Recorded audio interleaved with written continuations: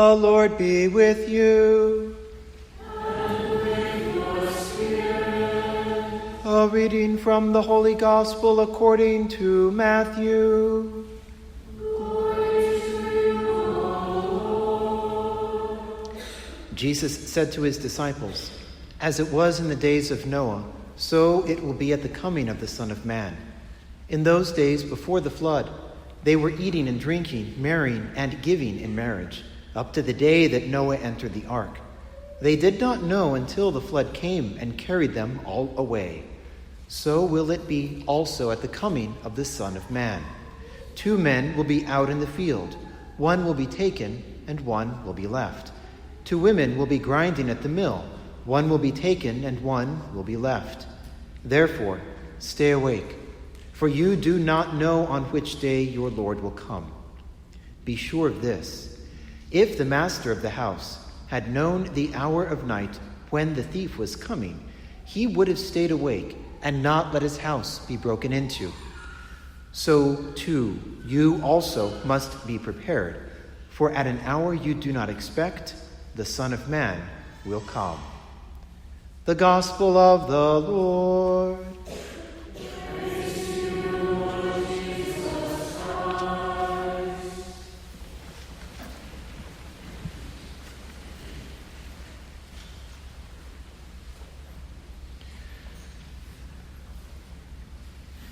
On a September morning, about 10 or I guess 20 or so years ago, there was a man by the name of Von Alex. He did his job seemingly very well. He was a friendly ticket counter for American Airlines. And like he was apt to do, he worked the early morning shift at Dulles International Airport near Washington, D.C. And because he was good with customer relations, he was on the lookout for people who were trying to get to their flights on time. And when he saw these 2 men frantically looking around, he went up to them, approached them, and asked them where they needed to go. And he got them to their gate just as the door was about to be closed on the plane.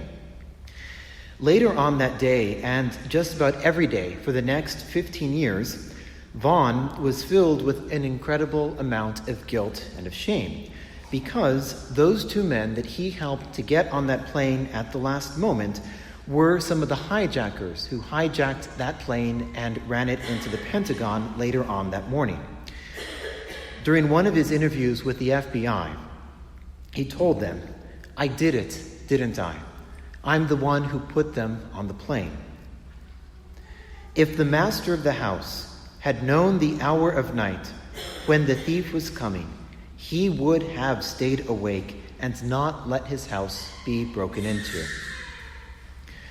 Some of us might hear these words of Jesus and hear this whole gospel that we just heard from St. Matthew, and our reaction might be to think back on our own circumstances in our own lives with a sense of guilt and say to ourselves, if only I had fill in the blank, if only I had known, if only I had paid closer attention, I could have done something.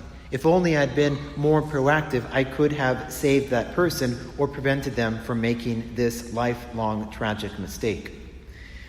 Now, sometimes I would say that is a reasonable thought. Sometimes we can look at ourselves and say, I was negligent. I knew that something would happen and I refused to be prepared. I knew that I struggled with that temptation and I refused to make the preparations necessary to resist that temptation. I knew what the test would entail, and I did not prepare.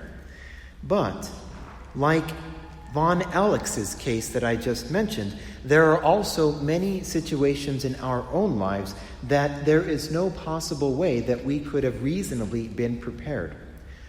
When Jesus speaks to us, you too must also be prepared, for at an hour you do not expect, the Son of Man will come. When he speaks these words to us, Jesus' command is not for us to get rid of the unknown. His commission to us is not to be prepared for every single possible outcome. The unknown will always be a part of the future. It's the way God has created reality. God has written the unknown into creation. And we shouldn't become angry, or we shouldn't become filled with a sense of self-hatred or remorse when we are taken by surprise. Be prepared.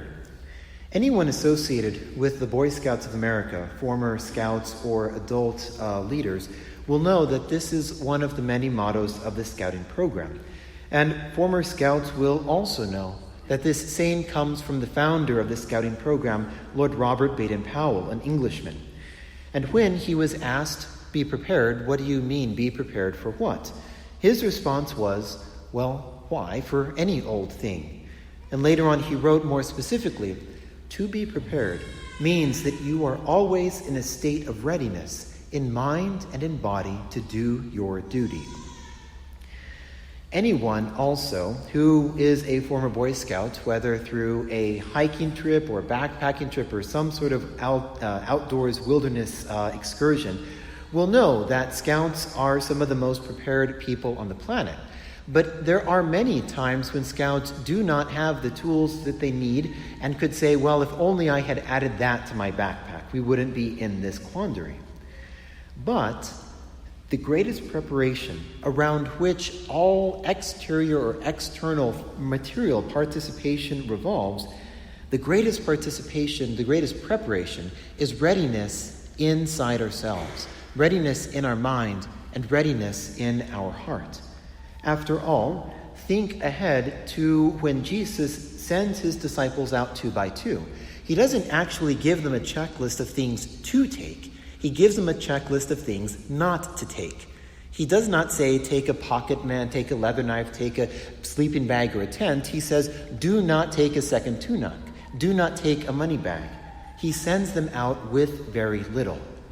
The reason I would say that he sends them out with materially little is to remind the disciples of their internal dependence. That and that enough will suffice for them to preach and to spread the gospel.